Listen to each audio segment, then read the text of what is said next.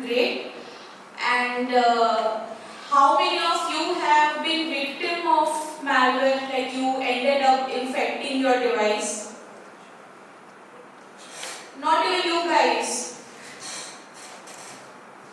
So I have a story. When I started with malware analysis, I ended up downloading a tool. The tool was a genuine tool, but there was a malware, and I was using a virtual machine, and within that virtual machine I had a lot of malware. And what happened, that tool was a ransomware, and all it did was encrypting all my other malware and nothing else. And that was really fun because it could have done a lot of things, but it's decided to encrypt my malware, other malware, whichever was there. And that's how you can understand that malware is nothing, just a piece of code. So you write something, it will act accordingly, and if there are some flaws, it may behave very differently the way you figure out a vulnerability. You find a flaw, you find a bug, and you find how the server is responding, how the client is responding, how the application is responding, and you find the vulnerability according to that. So today I will be talking about unraveling malware behavior, examining static and dynamic analysis. So I will be talking about my approach for analyzing a malicious sample, both statically and dynamically. But yes, I won't be entirely running or executing the malware, but I will show you an approach, what I generally follow, and that might help you because every individual has their own way to analyze a sample, they have their own approach. But my approach might give you an idea if you want to get into malware analysis. So before that, I work at Quickheal as a security researcher. I am also a Google developer expert on web technologies. I have a YouTube channel named as Cryptoware where I talk about analyzing malware. And I have been speaker and trainer at various conferences or local and regional meetups as well. So today's agenda is very sweet and simple. Understanding the basics, we'll try to get an idea of the basics. We will learn what do we do during an analysis, what do we mean by malware analysis, why are we in fact analyzing a malware, like of all the work that we can do, why are we actually analyzing something which is malicious and is supposed to infect your device. Why are we doing that? Again, why are we finding vulnerabilities? We are all security people and there's something wrong with us that we do all these kinds of things. So we have to understand that. There will be a very small demo, conclusion and Q&A. Short, crisp and simple. So understanding the basics, what is a malware? Any kind of software, any piece of code that is performing anything unusual which is malicious. For example, you have written a code that is supposed to take up all your RAM and not let you work, hang up your device, spread and send any email. All these will be considered under malware. So malware is not just a ransomware, but it is something more than that. We have heard of WannaCry, we have heard of a lot of malware out there. Most of the famous malware are ransomware. WannaCry is one of them. So WannaCry not just encrypts device, it spreads itself. So it is kind of worm as well. So we can consider it as a worm, or if it requires user intervention, we call it a virus. That is a very basic difference. They all perform some malicious activity. Just the way they are performing, we change the name. So if it has disguised itself as a genuine program, we call it as a Trojan. If it is encrypting any file, we call it ransomware because in return it is asking for something. So that is how we define, that is what we try to understand what a malware is doing or a simple piece of code is doing. It is just code analysis. We are performing it in different ways. So static analysis, getting straight to the point. Static analysis means you are analyzing a malware without executing it. And this is the best thing that you can do. But it requires a lot of patience, and not every time you find something from there. But you do find out a lot of information from it, which can help you to perform the next set of analysis that you want to do. So for example, what static analysis is? Analyzing the malware without executing it. Checking file type. Why do we need to understand the file type? If you don't know the file type, how will you start with the analysis? Is it a PDF? Is it a doc? Is it an application, Windows executable, or MSI, or it is a Linux based?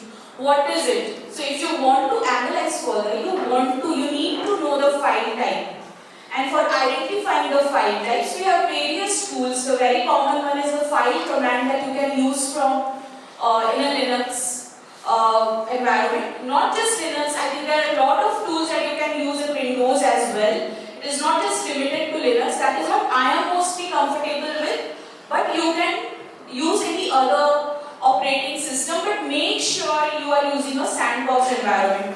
Do not end up analyzing a malware in your host machine, because it may get executed, you end up executing it, and you may not be aware of it. Sometimes it does happen. The incident that had happened with me, I did not realize that I had executed it, and it actually encrypted all the samples.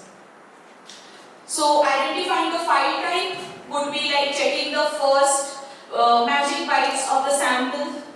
You can use any hex editor as well. From there also you can identify which file type it is, because a lot of times the file type is mentioned as .exe, but it is actually a PDF file, or vice versa. Most of the times the vice versa thing only happens. Strings used. Why am I talking about strings? Because from there we get to know that what all functions, calls, everything have been used. Is there any URL or something?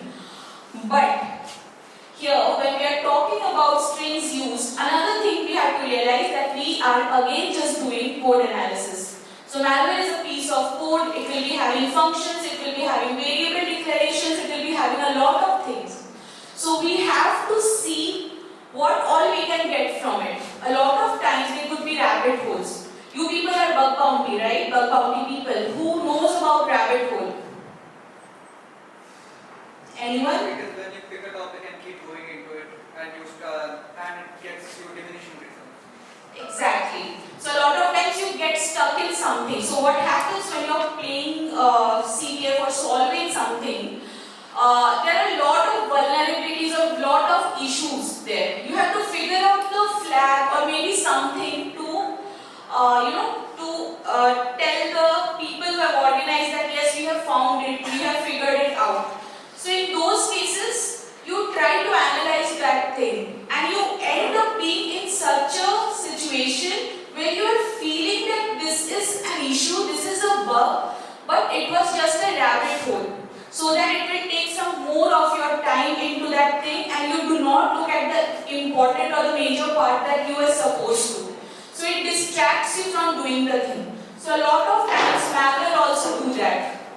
So there is something else that we need to look for, but we end up looking at something else because it has been very nicely served in front of us. So we directly look into that, and we do not look at the other factors which are there. So strings, while we are analyzing, strings may do that while analyzing a malicious sample, but with experience, with analyzing more, giving more time, you will be able to handle it. Digital certificates, they'll be helpful, as we know that they are used for the integrity purpose.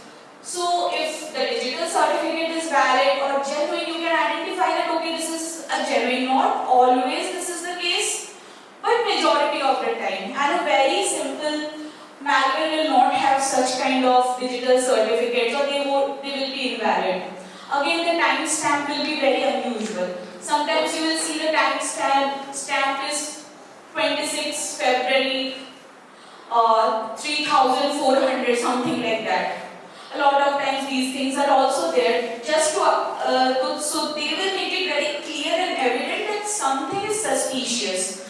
We of course cannot claim at that point of time that it is malicious, but it is suspicious enough for us to further analyze. URLs or IPs, even you get these things from the the strings. So you can get what URLs they might be using. Again, they could be rabbit hole. A lot of times they are simply local hosts. We don't understand why are they there, but they are. Checking similarity of the malware with the existing malware. This is something for the hunting purpose or the intelligence we use. We see if this is a variant of some other existing malware. All the threat actors who have created this malware are the same.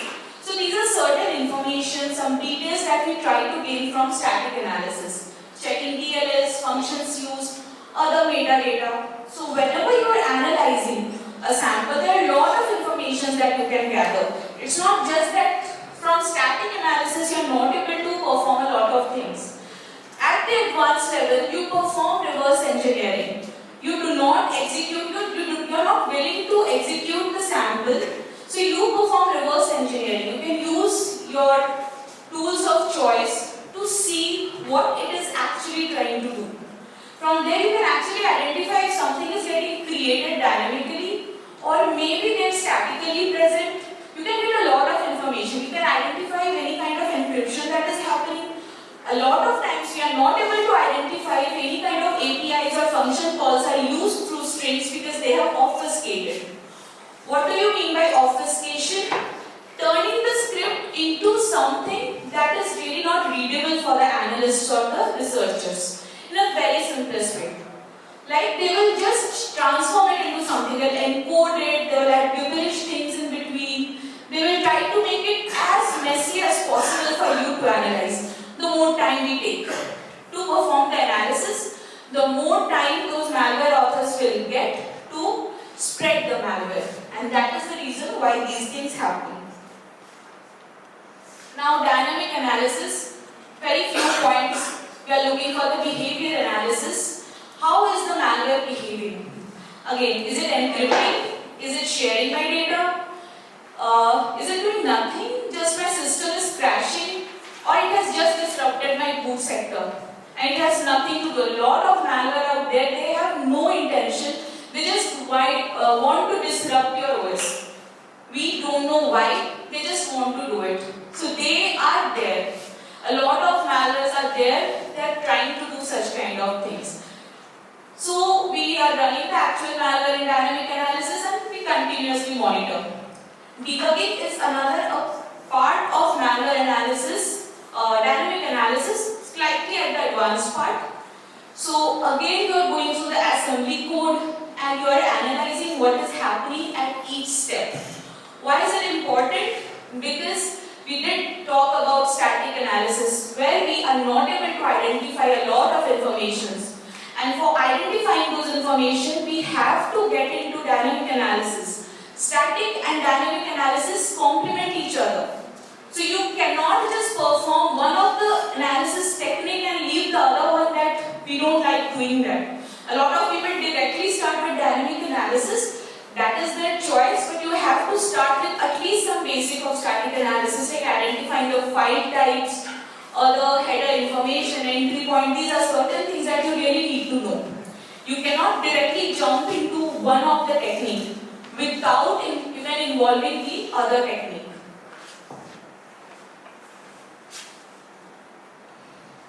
Yes, as I mentioned, there is more to it.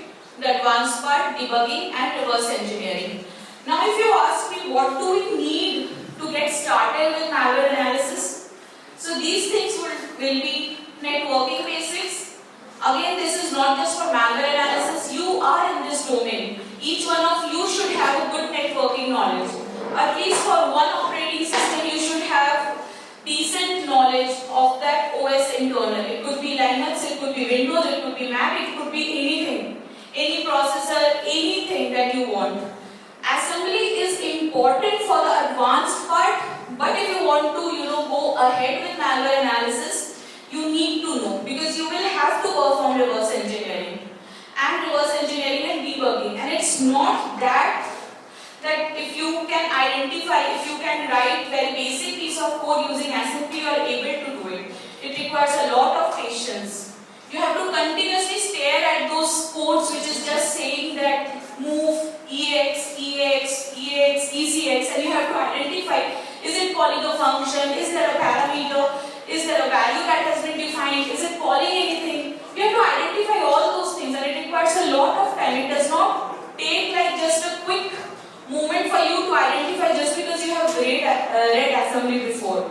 This will help you, but continuous analyzing, making your hands dirty in this field will be very important for you to get started with this domain. So we'll go ahead with the demo. Let me start my virtual machine. So before that, whenever you are analyzing a malware, be it static, be it dynamic, make sure you are using a sandbox environment. Make sure you are using a virtual environment. Again, using a virtual environment does not mean that your host machine is safe. Recently, we have found a vulnerability, a very critical vulnerability in VirtualBox, and I am using VirtualBox. If I happen to use that malware, it may use that CVE to get into my host machine. And if they have not done it, the threat actors might be onto it, and again I am not giving any idea, you are not supposed to do it, we are there to defend it. We are supposed to, block these kinds of attacks. And how we are blocking it? By identifying these attacks, that is very true, but we are figuring out what ways we are thinking like those hackers. So we have to find out how to do that. Okay, so this is a very simple operating system. I don't know what I mean by simple operating system, but it's just a Windows. I hope it is visible. So I'm using PE Studio. You can use any tool of your choice. I have chosen two different kinds of samples. The samples I'm not sure if they are willing to run properly because I'm using a VM. So malware do not run directly a lot of times, especially in these times, because they can identify if they are being run in a virtual machine or in a sandbox environment. There are a lot of techniques that they really try to check. If there is any antivirus, if the defender is on. So you must have, there are a lot of times, there's a chain of attacks that happen. That start with very basic phishing techniques, for example. From the phishing technique, you end up downloading some PowerShell or some batch code, and you're not aware that it is a batch code or PowerShell, and you end up executing it.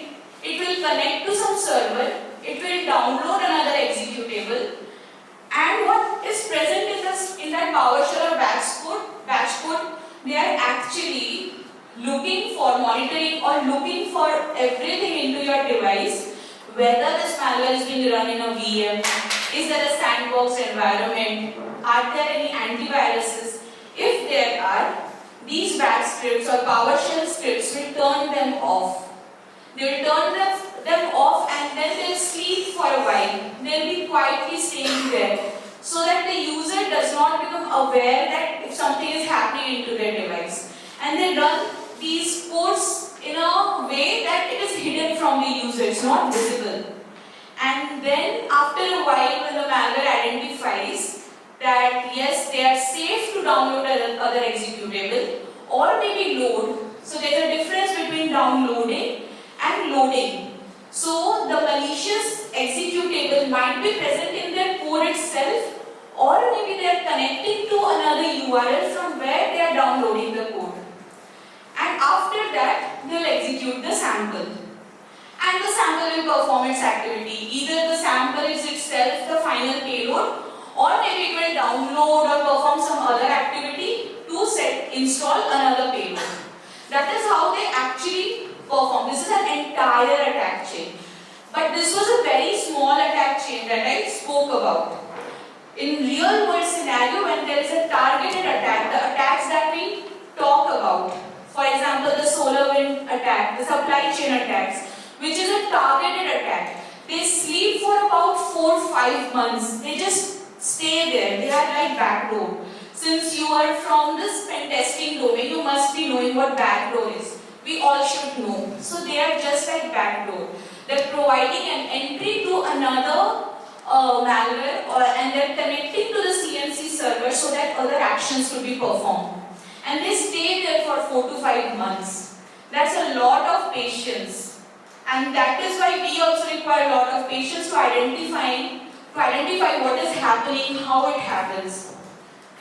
So I don't know how much visible it is. I cannot increase the font, but I'll just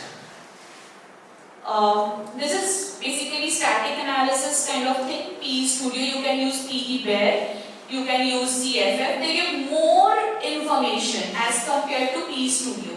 Here we are going to get some basic information. In the last, is it visible for you? If you can identify, can you read?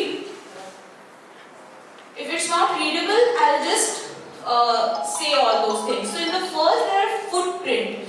The SHA, the hash. Hash is something that we require. We need to know the very basic thing. What we would do is we would look for the hash in VirusTotal or any.run or any other platforms from where we can get details about the malware. So what happens from there, we get more details about it. Whether it is a malware, is it performing any kind of suspicious activity? Before executing it into my device, I want to know what am I supposed to see. I cannot directly run it unless it is not present on any third-party platform. We can blindly run it and see what it is performing. But we need to gather as much information as possible. Remember, information gathering is the first step for your hacking, bug bounty, everything. Here also, everywhere you need to gather as much information as possible. I'm pretty sure from here that this is a Windows executable. So I know I have to run it in my Windows machine. I cannot go and run it in the Linux. I can do that, but we don't need to. That is not what we are trying to do here. Some more other information is file size, bytes text, CPU it is telling me 32-bit. Entropy is another interesting thing over here. Now what do you mean by entropy? Here entropy is 5.6. Now for analyzing a sample, whether it is packed or not. Now what do I mean by packed sample? We spoke about obfuscation. So turning the malware code into a form that it becomes very unreadable for us, for the people who are doing malware research or analysis. So it gets very difficult for us. Packing is another technique. It's kind of archiving it, or you can call it like obfuscating the malware sample. In that case, you won't be able to identify a lot of information through strings command because they have turned it into again in a form that is not readable to us for analysis. So for that, we have to unpack the sample. How do you identify if the sample is packed or not? Entropy is one way. So if a sample is packed, the highest entropy could be 8. Okay? So if the entropy is 6, 7 point something and 8, it cannot go beyond 8. But at that point of time, we can understand that it is packed. Here, it is 5.6. So 5.6 would mean that it is not that packed. We can gather some information through static analysis itself. But if I show you another sample, which is not present here, I guess, just a minute. I'll just randomly choose any sample from here. We'll see if it is packed. I'll again use PE Studio.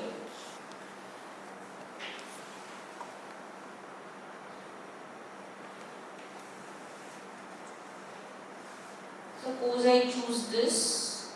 I'm not sure if it is packed.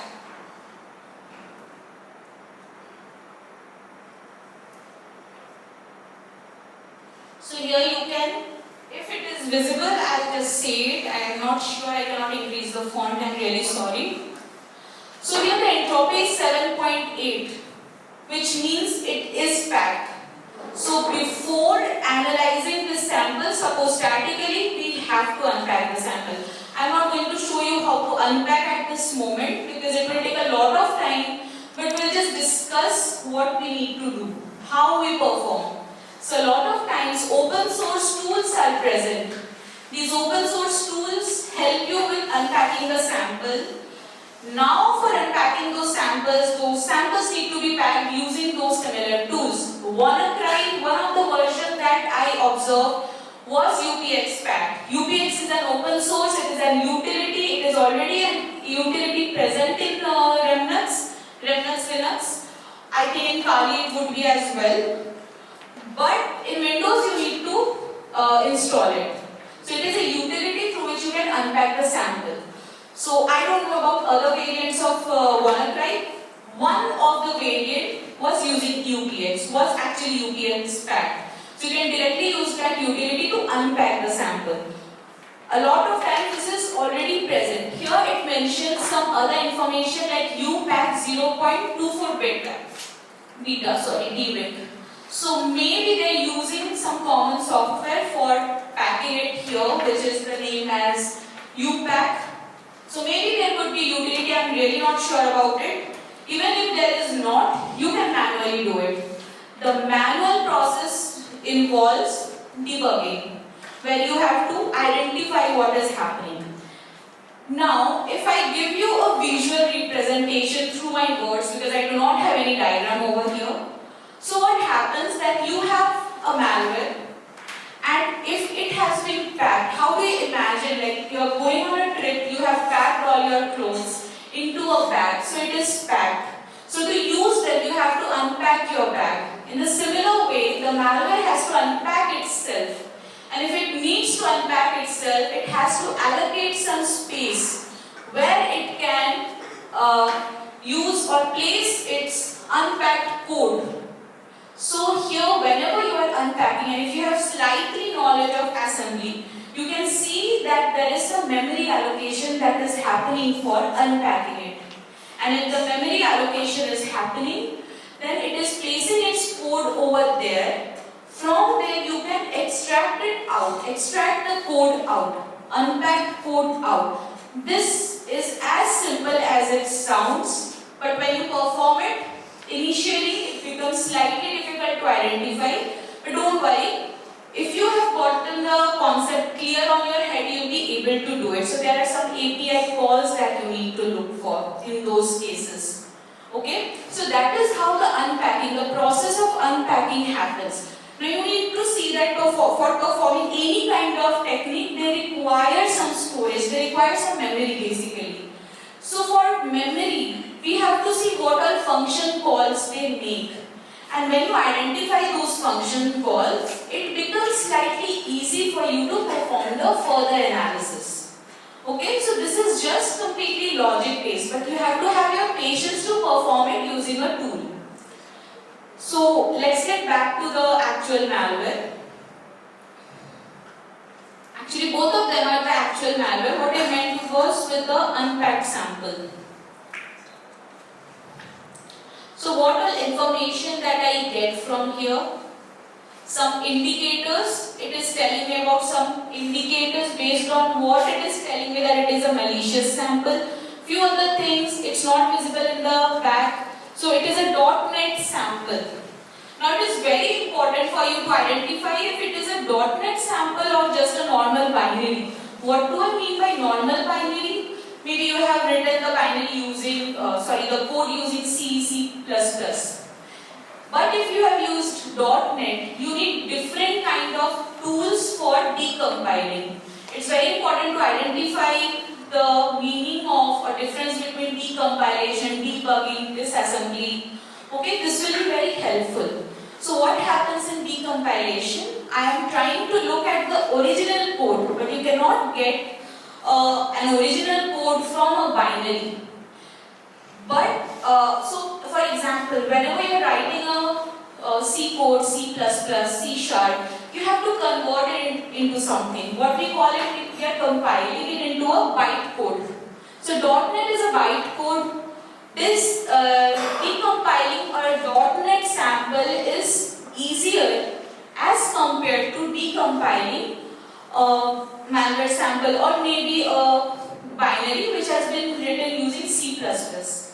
So here if I have to perform debugging of this sample, I'll have to use DNSPy or ILSPy, whichever tool you are more comfortable with. And actually they give you a better decompiled version of the code, of the binary, because these are byte codes. But when you are running or you want to decompile a binary which has been written using C++, for example, you won't be getting a very good decompiled code. And that is the point where you have to actually know assembly, and that will be very important, and that will actually help you in identifying the code as well. Are you all with me, or is it slightly very advanced for you all? For people here, is it advanced or it is okay? I'm just trying to make it sound simpler. Is it sounding simpler or is it just in my head? Okay, no problem. It has used some libraries, some DLLs that it has used. We will see what DLLs it is using. They all make use of some DLLs.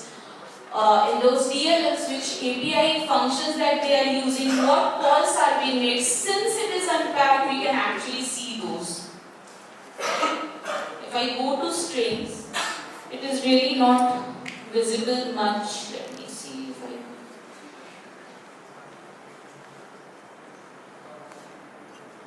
there's nothing I can do. So what is present over here is I can see the term registry, registry key, decompress, compress, download string. Since it is unpacked already, so from here, from these strings, we can get some information since registry is written. So maybe it is making some changes in registry, maybe not, maybe it is just checking. Get string was written. Is it trying to get something? Is there any information which is statically present? We can look for that. There is HTTP web request and web response. So it is surely making some HTTP connection. It is trying to make a connection. Is it CNC? Is it downloading something? Is it just a loader and it is downloading something else? Or maybe it is just a backdoor which will just get executed and connect to the CNC, command and control server, and it will wait for the commands that that server will give. Maybe there are a lot of things. We are just making a lot of assumptions, and these are all suspicious things that are in our mind. We are not even sure, but we are getting a lot of information that how come suspicious it is. What all other information we can get over here? It is talking about process start info. A lot of times you can get information about the process that it is performing from the name itself. So get keyboard layout, get keyboard state. Why does it need my keyboard layout? Or maybe it is just a normal call. Or maybe it is a keylogger. What if it is a keylogger? As of now, I am not able to check or see or understand if it is a ransomware or whatever it is. There are some function like sleep. So it is trying to bypass the analysis that we are trying to perform. So it has used the sleep functionality. So the suspicious that we are, the activities that are making us feel suspicious are increasing gradually, that it is malicious. Check remote debugger present. Again, these things check for the presence of debugger. If debugger is there, it will exit itself. Decrypt, ping, W script shell and PowerShell.exe. Then there is select start from Win32 _ computer system. Let me tell you what these things might be doing.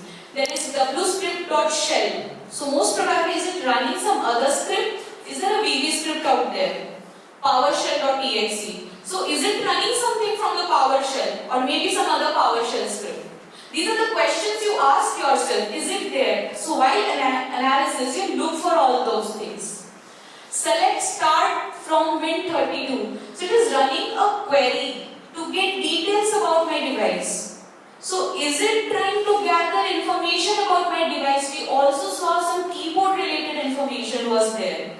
So is it an information stealer? Is it a keylogger?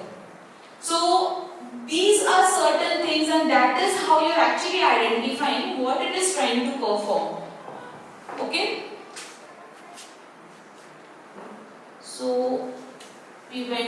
the strings. Now this is a .NET sample. As I said, I'm just closing it. Since this is a .NET sample, we'll be using .NET specific application for that. I'll also show how we can, go through the code. I'll show you that as well.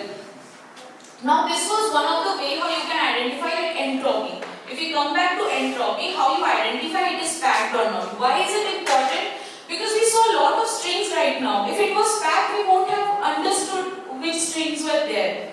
That would have made it difficult for us to identify. And that is the reason identifying it is, whether it is packed or not, is so important. Another tool there is which is detect it easy, which you can use to identify if it is packed or not.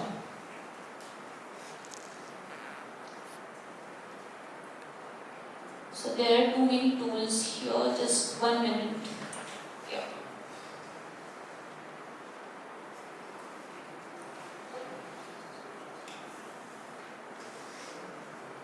So from detect it easy, it gives you more information. It's still not visible much. I'll just tell you. So it tells us about the operating system, linker used, compiler, it tells us VB.NET, which is very important. Language, let it go. Library, .NET, some version. It has also told about virus, Xworm. So it is Xworm virus. So it is going to spread. So if it is so now the thing is the name is very complicated, at least for me. As far as I know that a virus and worm, both of them spread, okay, through the network. But a virus requires human intervention and the worm spreads itself. So the name is kind of confusing for me, but I am anyway going to run it.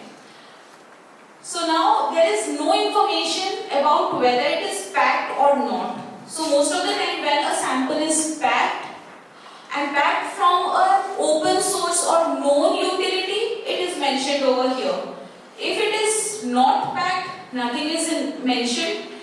And if it has been packed using some custom tool, then also it is not mentioned over here.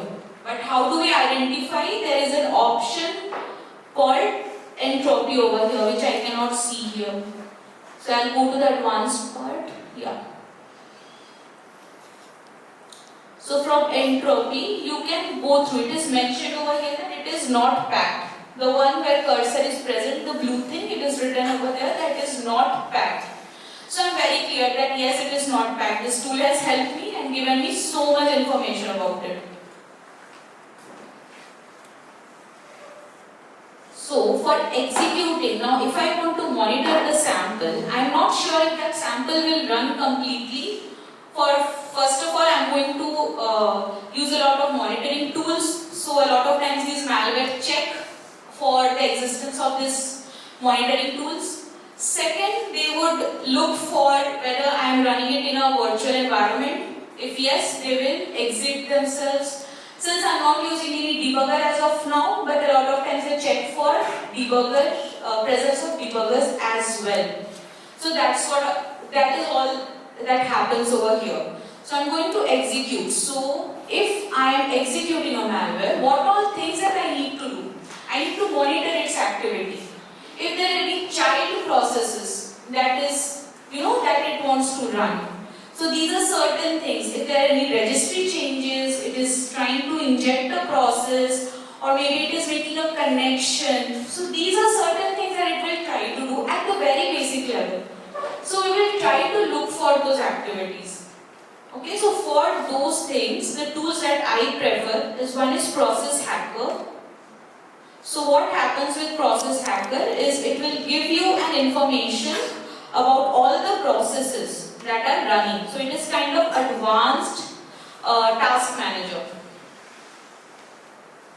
Okay, so I also want to see what all changes are being made onto the disk. So that is the reason I reran it, restarted it with some special permissions.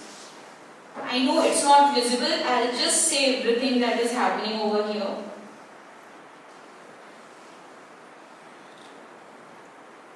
So these many processes are running, services are running right here. So from here you can actually identify what all child processes are running. What do you mean by child process? If I happen to execute a process, for example, I have written a PowerShell script, and within PowerShell script there is another batch script. So when you execute the PowerShell script, a batch script also starts running. Then batch script can be considered as one of the child process of the PowerShell script. And that is what I mean by child process. So if I am executing this malicious software and if I happen to see some child process, what could they mean? Either they are spawning a lot of processes within themselves, they are unpacking themselves, most probably a lot of times they do that. But since this is not packed, so we are not, I don't think we will be able to see that. In terms of unpacking, process injection, if it is happening, some kind of injection that it is trying to perform. What do you mean by process injection? It has a target, it has an injected malicious code that needs to be injected, and it injects that code into the target. As simple as that. At the code level it becomes difficult, but theoretically this is how you can understand how it happens. So the logic remains the same. The code is vulnerable or the code is malicious. Only the tools, the applications, the way you are doing becomes very different. So there's DLL injection, you are injecting a DLL. Process injection, you are injecting a process into another targeted process. If there's code injection, you are injecting a code. So that is how these things happen. Slightly different. There are some injection techniques which are slightly different, like reflective, but we are not going to talk about them as of now. And that is also a direct injection technique. Just the way it is done, it is named as that way. So we have used process hacker over here. You can use process monitor. So process monitor helps you with monitoring each of the process. So I am using procmon.exe.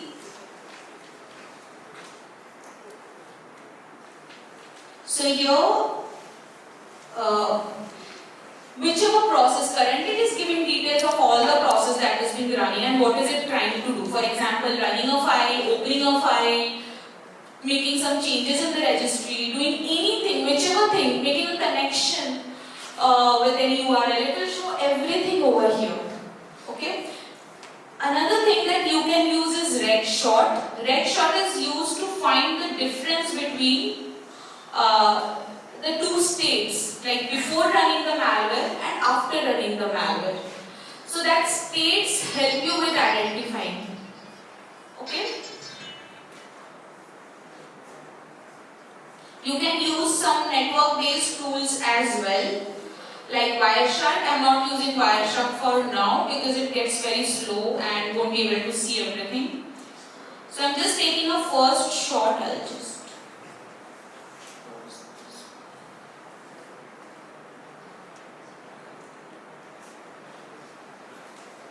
a lot of times I do not prefer using red shot. Initially I used to have red shot, but with time you just look for very few tools.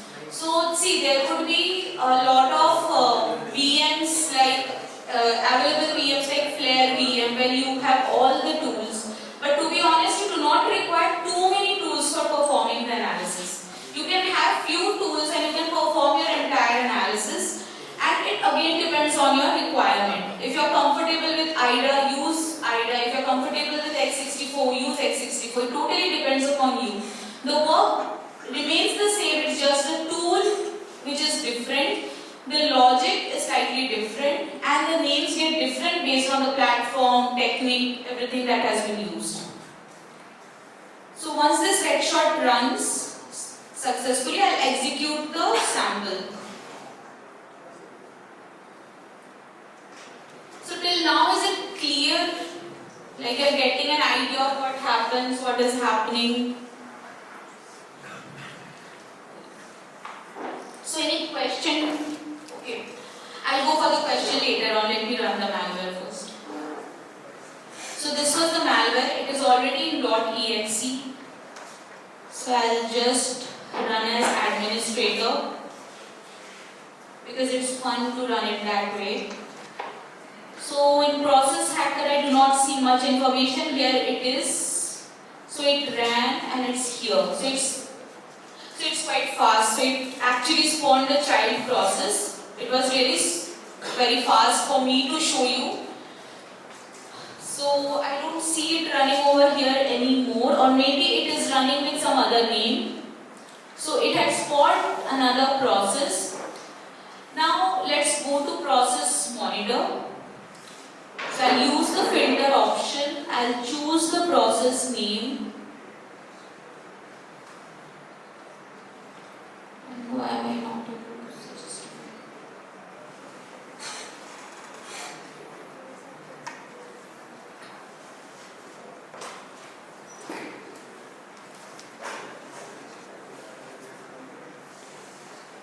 So ideally you should be able to see the process name from here, which I am not able to see for now. Yeah, got it. And I cannot see that process as well. Shruti, you did not capture. When you execute, you forgot to capture. What I For Proxima. Hello? Yeah, for Proxima, execute sample again and then capture. executed it again and I have to see it here. So here you can see we are fault.exe, the child process that it had spawned. And if we go to process monitor,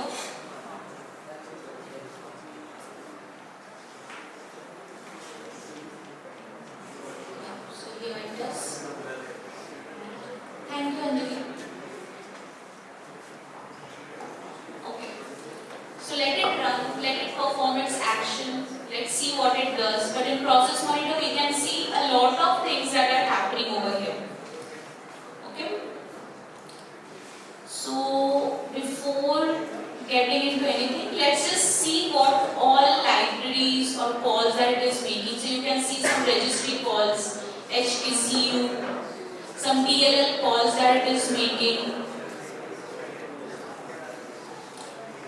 So it is using control panel. We have no idea what it is doing, but it is using some kind of libraries and a lot of operations that it is trying to perform over here. So from ProcMon process monitor, we are actually monitoring all of the processes that it is trying to perform. So this is one of the very simplest way how you can identify the malicious activity of a malware sample. It is applicable for .NET, for simple binary, for different binaries as well. Again, the logic remains the same. If you want to perform malware analysis in a Linux environment, there would be Linux-based tools which will help you with monitoring all the processes that a malicious sample is running. It's just the tool, platform, environment gets different. The logic remains the same. So, I am quite not sure if the malware is running, but it did start with the execution. Again, for the very basic reasons, I need to perform some debugging. And these are recent malwares. These are the trending malwares. So they will be having these anti-debugging techniques. I did not take any old sample, but I chose to use some recent samples. So here I will be using leg shot, second shot. So the first shot option was to capture the state of the device before executing the malware. The second shot would be to capture the state of the device after executing the malware. So once it is run completely, there will be an option for compare where we will actually compare. So how do we compare? It gives you an idea of what all services started, what all processes were running, any registry key changes, any file changes, network activity. It gives you all those information. So it takes a lot of time, and dynamic analysis is quite straightforward, but with real world malware samples it gets slightly complicated because you do have to perform some sort of debugging in the beginning, so that you can bypass all those anti-debugging, anti-detection techniques that the malware use. Meanwhile, it is running over here. We'll get back to our slide. So the conclusion is, like, it may sound slightly difficult, way too technical. For as a beginner, it's not that technical. It's just monitoring, analyzing, identifying. If you're interested in this field, then you start gathering more information and get into the technical part. Having knowledge in networking and OS internals is very important. If you want to analyze a malware, Windows-based malware, then you need to know OS internals, Windows internals. If you are mostly interested in Linux, go for Linux internals. Android, you can go for Android. You should be doing all those things. Networking is important anywhere. In the entire cybersecurity, I feel in the entire IT domain, networking is something that you should be very well versed with. Now, with time, understanding assembly adds to your knowledge. Of course, you need to start learning about assembly. Again, just for analyzing a malware, assembly is not required. Assembly will be required in other domains also. Even in bug bounty also, there are situations where you need to perform reverse engineering. Again, use a sandbox environment. Do not perform even static analysis in your host machine, because you do not know when you end up executing it. Especially in Windows, you end up double clicking it without even realizing it a lot of times. Another thing, choose your tools wisely. It is not important that the tools that I am using, you have to use the same tools. I chose Process Monitor, you can choose some other tool. There are a lot of tools that people use. Like people use ProgDot also along with Process Monitor, which gives you a very good graphical version. You can use, as a beginner, I would suggest that you should use it at least once to get an idea of how the entire process or how the entire chain is working. Okay? But suppose you are trying to install this Process Monitor and it is not running properly, or if it is creating an issue, choose other tool. You can troubleshoot for some time, but don't spend so much time on troubleshooting. Choose the tools that work very convenient for you. As I said, IDA would work for someone, x64 would work for somebody else, Ghidra would work for somebody else. So it totally depends. The logic is the same. You can use your tool. OllyDBG is one tool that people use a lot of times. Now there are a lot of tools. For example, right now we are doing just user-based debugging. Like we did not do, but I was talking about user-based debugging. There are kernel-based debugging as well, and for that you would need some specific tools like WinDBG, which I am aware of.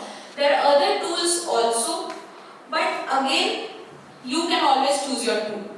Do not waste so much time on troubleshooting or working on just one tool. No, I want to work on only using this tool. That does not make sense. That will just waste your time. So before going ahead, let's see. Yes, the red shot is done. We'll compare. Let it compare. And any questions?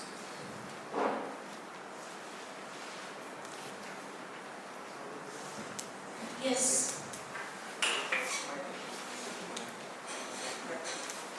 So this the debugging works on .exe, right? Works for every file type. Directly code अगर हमारे पास है तो क्या कर सकते हैं? Red shot helps. तो code directly है, आपके पास अगर कोड डायरेक्टली है तो you directly analyse the code. आपको अगर रन करना है, यू नीड टू आइडेंटिफाई कैसे रन होगा. For example if it is JavaScript, I prefer Node.js. A lot of times WScript भी यूज हो जाता है. WScript मोस्टली VB स्क्रिप्ट के लिए यूज होता है, तो आप वो भी यूज कर सकते हो. आपको थोड़े ऑप्शंस डालने पड़ेंगे. If you are talking about debugging, हमें कहीं पे तो ब्रेक पॉइंट डालना पड़ेगा, वरना हम एग्जीक्यूट कर देंगे. राइट? तो हमको देखना पड़ेगा. रेड शॉट डायनामिक एनालिसिस के लिए यूज हो रहा है, डीबगिंग के लिए नहीं. आपको डीबगिंग करना है, मतलब असेंबली लेवल पे. अब डीबगिंग का डेफिनेशन अपना डिफरेंट हो जाता है. If I am planning to debug a JavaScript code, तो वहाँ पे हम assembly level पे नहीं जा रहे हैं, बट हम binaries पे जा रहे हैं. क्यों? क्योंकि हमारे पास C का कोड तो है नहीं. हमको डायरेक्टली C का कोड दे दिया होता तो हमको debugging भी नहीं करनी पड़ती. But since we have binary, so हम वो binary को ही analysis करेंगे. उसके लिए हमें debugging करना पड़ रहा है. Debugging advanced डायनामिक एनालिसिस है। तो आप ब्रेक पॉइंट सेट करते हो, आप एक एक स्टेप लेकर देखते हो कि मेरे हर एक स्टेप पे how is the malware running और how is the code running. The same thing happens with JavaScript also, with VBScript also. तो सबका हम डिबगिंग, सब फाइल टाइप का हम डिबगिंग कर सकते हैं, टूल्स अलग हो जाते हैं। ओवरऑल फ्लो क्या रहेगा, मतलब कौन से टूल्स आएंगे, then what steps? Tools again specific रहेंगे, जैसे जावास्क्रिप्ट का आई एम नॉट श्योर, नोड.js से शायद हम कर सकते हैं। EXE का मैं x64 प्रेफर करती हूँ। आइडा भी है, आइडा में हम रिवर्सिंग और डिबगिंग दोनों कर सकते हैं। गिद्रा है, उसमें आई एम नॉट श्योर डिबगिंग कर सकते हैं कि नहीं। तो आप पहली चीज तो ढूंढते हो एंट्री पॉइंट क्या है, कि कहाँ पे कोड स्टार्ट हो रहा है ना। There is a difference between जहाँ पे हमको ये कोड बता रहा है कि स्टार्ट हो रहा है और जहाँ पे एक्चुअली जो मेन फंक्शन है रन हो रहा है। तो अब इन्होंने तो अपने एंट्री पॉइंट, एक डिबगर में अपना डिफॉल्ट एंट्री पॉइंट पे स्टॉप होता ही है। तो हमको उसके बाद स्टेप ओवर या स्टेप इनटू करके आइडेंटिफाई करना होगा कि if that is the same entry point या मेन फंक्शन, या फिर आपको अपना मेन फंक्शन ढूंढना पड़ेगा। वो मेन फंक्शन में फिर आप ब्रेक पॉइंट डालने के बाद फिर यू अगेन स्टेप ओवर और maybe you look for some API calls. कुछ कॉमन API कॉल्स हम ढूंढ सकते हैं, या फिर जो DLLs है, हम वो DLLs में कौन कौन से API कॉल्स हुए हैं, हमको जो सस्पिशियस लग रहा है हम उन पे ब्रेक पॉइंट करते हैं। हम उन सब पे ब्रेक पॉइंट डालने के बाद will again run the malware using that debugger. और कहाँ पे ब्रेक पॉइंट, मतलब कहाँ पे पॉज हुआ, क्यों पॉज हुआ, तो हम वो कोड को एनालाइज कर रहे हैं।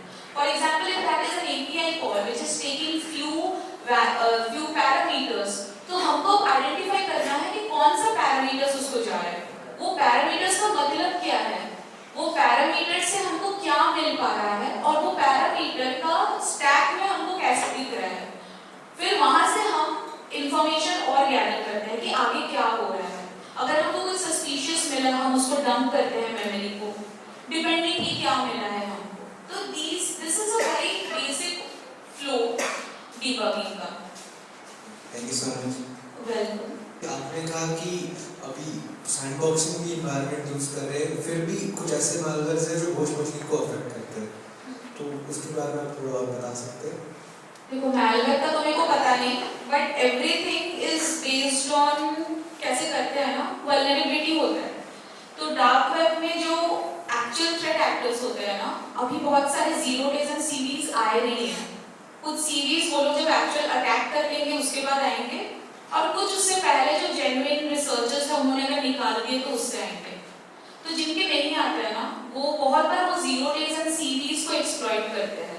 जैसे अभी मैंने एग्जांपल दिया कि वर्चुअल बॉक्स में यूज कर रही हूँ which is really vulnerable version, but अभी अगर कोई मैलवेयर उस वल्नरेबल वर्जन को यूज करके मेरे होस्ट को इन्फेक्ट करना चाहे तो इट कैन डू दैट। वो कैसे करेगा, हमें सपोज एग्जीक्यूट किया, इट विल लुक फॉर, आराम से DLL से पता चल जाता है लाइब्रेरी से कि कौन सा VM रन हो रहा है। उसको जैसे ही दिखेगा कि अच्छा ये ऑरेकल वर्चुअल बॉक्स है, ये एक और स्क्रिप्ट रन करेगा टू आइडेंटिफाई कौन सा वर्जन है, is it a vulnerable version.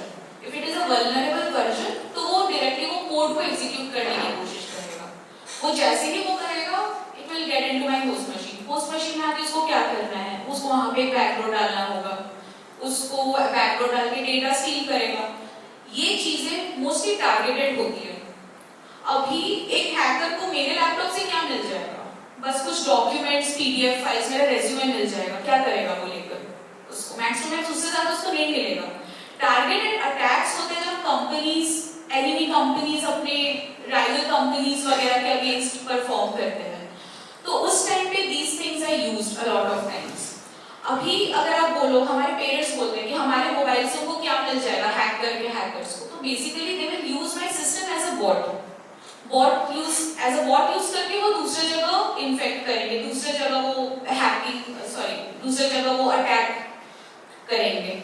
So these are the things that इस तरीके से ये एक्चुअल होता है। ये सब कुछ वल्नरेबिलिटी, बेसिक चीज, इंफॉर्मेशन गैदर करना, आइडेंटिफाई करना इशू क्या है, वो इशू को आइडेंटिफाई करके कौन सा वर्जन यूज कर रहा है, ओल्ड है, नया का कोई 0 day है, नहीं है, उनके पास ऑलरेडी कोई 0 day है, वो लोग उस चीज को रन करेंगे।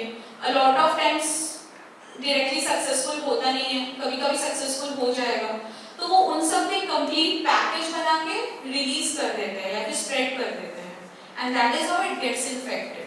तो कोई भी वल्नरेबिलिटी भी इसी तरीके से अटैक करती है, मतलब इस तरीके से ये होता है। Did I answer your question? Yes, ma'am. Thank you. Thank you. Yeah, last one. So my question is the exploit kits. So how do you can reverse engineer the exploit kits? Any dynamic or static methods for that? Exploiting kits. Exploiting things मतलब Kits. Exploit kits. So how do you can reverse engineer those? Like any dynamic or static methods? Exploited I think specific to platform होगा, specific to language होगा, right? Yes. तो again जिस language का है हमको उस हिसाब से उसको रिवर्स इंजीनियर करना है, तो हमको उस हिसाब से डिबगर लेना पड़ेगा। फॉर एग्जांपल अगर वो लिनक्स बेस्ड है, फॉर एग्जांपल हाँ लिनक्स बेस्ड है, तो अब एक्सपर्ट्स वो सी में भी तो रहता है, हमने सी में देखा है, तो एक टूल है जीडीबी आई गेस लिनक्स में, तो आप उसको यूज कर सकते हो, आप विंडोज में भी यूज कर सकते हो। आपका वो डिपेंड करता है कौन सा पीस ऑफ कोड है, कौन से लैंग्वेज पे है। आप डायरेक्टली सब एक जेनेरिक नहीं यूज कर सकते, लॉजिक जेनेरिक हो सकता है, like setting of a break point, finding out कौन सा स्पेसिफिक पार्ट है जहाँ पे we have to keep an eye on. But आपका ये जो एक्सप्लॉइट किट का होता है रिवर्स इंजीनियरिंग करना, वो आपका डिपेंड करेगा। अब I think exploit kit most of the time direct codes होते हैं। If you are talking about shell codes, तब वो अनरीडेबल होते हैं, तब हम उसको मे बी रिवर्स इंजीनियर कर सकते हैं। अभी अगर हमको उसको रिवर्स इंजीनियर करना पड़ेगा, तो मे बी हमको आइडेंटिफाई करना पड़ेगा कि how are we going to execute it. There are tools like block runner करके टूल होता है which will actually execute shell code.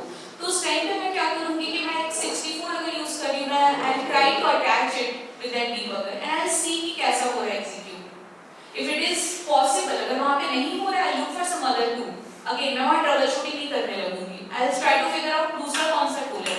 I have never done it that way, like attach वगैरह किया है, बट शेल कोड इस तरीके से कर सकते हैं, बट मैंने पर्सनली कभी किया नहीं है, तो आई एम नॉट श्योर कि वो कितना सक्सेस रेट रहेगा वहां पे।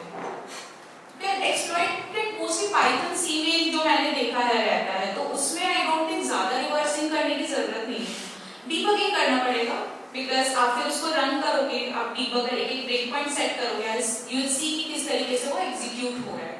उसका असेंबली का कोई सेंस नहीं बनता है, because you already have a piece of code. Actually कुछ मालवेयर्स ऐसे होते हैं जो अपना बिहेवियर खुद से चेंज कर देते हैं।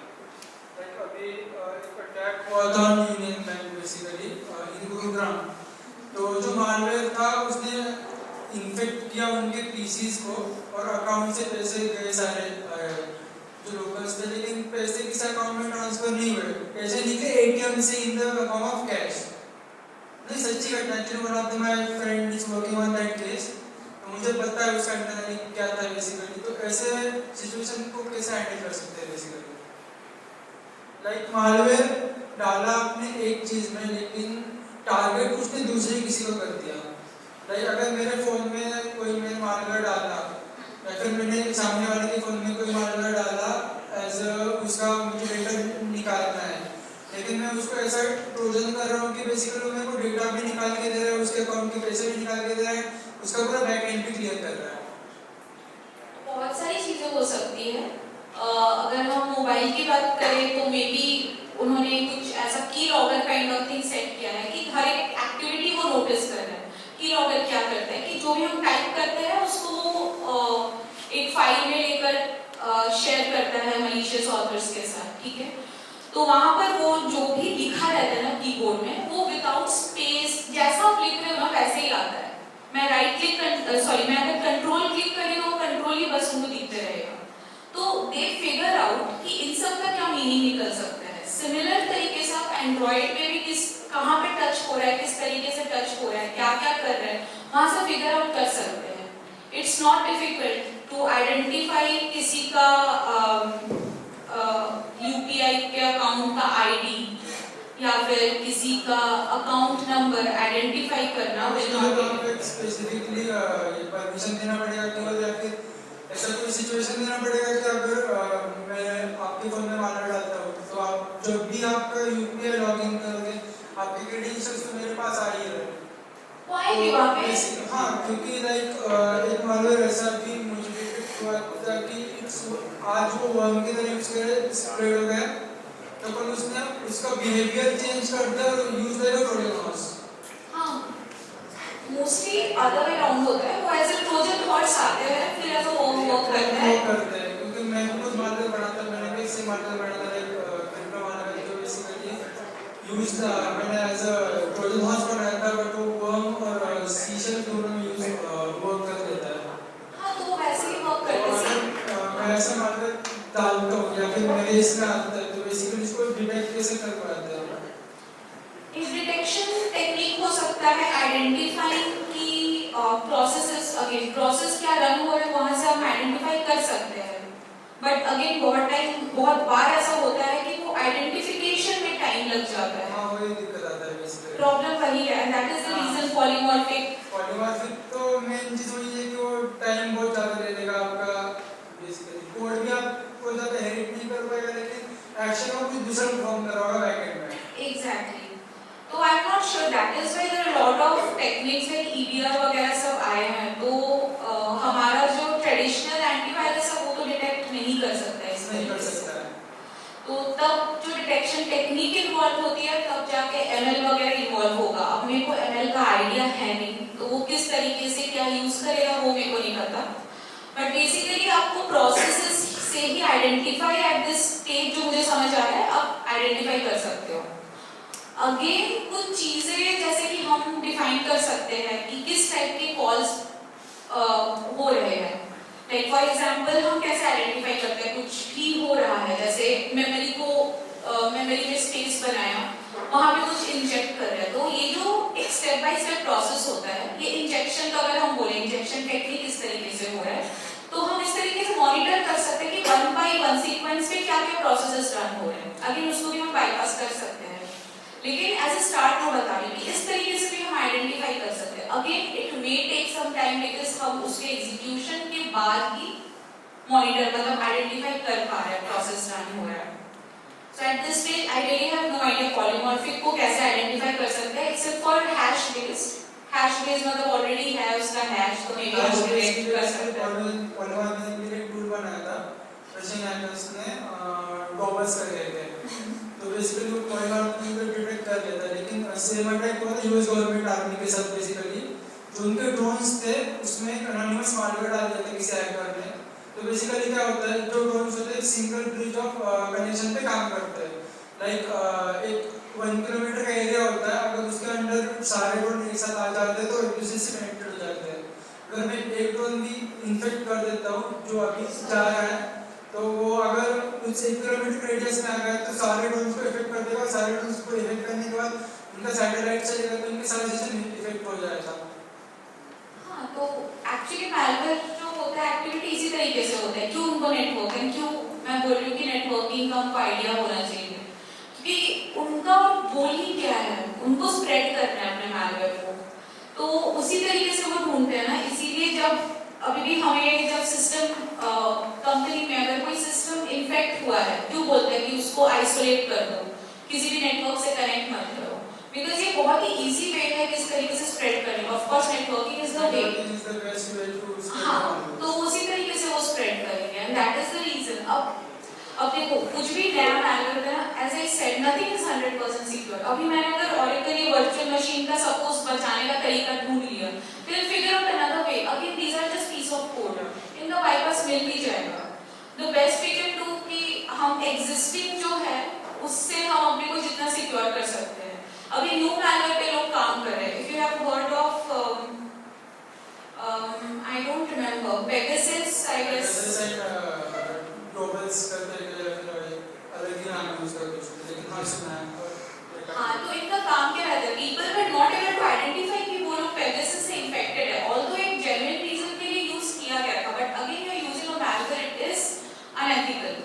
जितना भी हम बोले कि ये एथिकल रीजन से वर्क कर रहा है, अभी जैसे पेगासस का हो गया, जब तक चीजें आती नहीं है तब तक उसमें डिटेक्शन का कुछ सीन नहीं बनता है। बहुत कम है जहाँ जीरो डेज एंड सीपीज हमारे यहाँ पे ऑर्गेनाइजेशंस में, लाइक गूगल में उनकी अपनी टीम है, कुछ जीरो डे करके, zero group, I don't know, हाँ ऐसा नाम है, या माइक्रोसॉफ्ट का बोस्ट है। तो ये लोग सब इन सब पे ऐसे वर्क करते हैं, उनको छोड़ के there are very few companies are actually working on these things, and that is the reason जो हैकर्स होते हैं वो लोग ऑलरेडी इस पे काम कर रहे होते हैं, वो लोग छोटे छोटे बच्चे होते हैं, लाइक वो डायरेक्टली यही सब पे घुस जाते हैं, and they are working on all those things, creating malwares, finding zero days, and उनके पास सब कुछ रहता है, it's very convenient for them, और हम लोग उस लेवल पे काम नहीं कर रहे होते हैं, and that is the reason जब हो जाता है हम उसके बाद उस पर डिटेक्शन या फिर काम करना शुरू करते हैं। So the actual research work should be involve identifying the flaws, क्या फ्लॉज हो सकते हैं, and that is the reason why bug bounty platform is there, but लोग उसको भी बहुत ही जेन्युइनली यूज नहीं करते हैं, मतलब जेन्युइन बग्स मिलने चाहिए, right? Information disclosure is not a bug, that is a very stupidity kind of thing, stupid thing जो हम बहुत बार बोल देते हैं। So anyway, I don't know if I answer your question,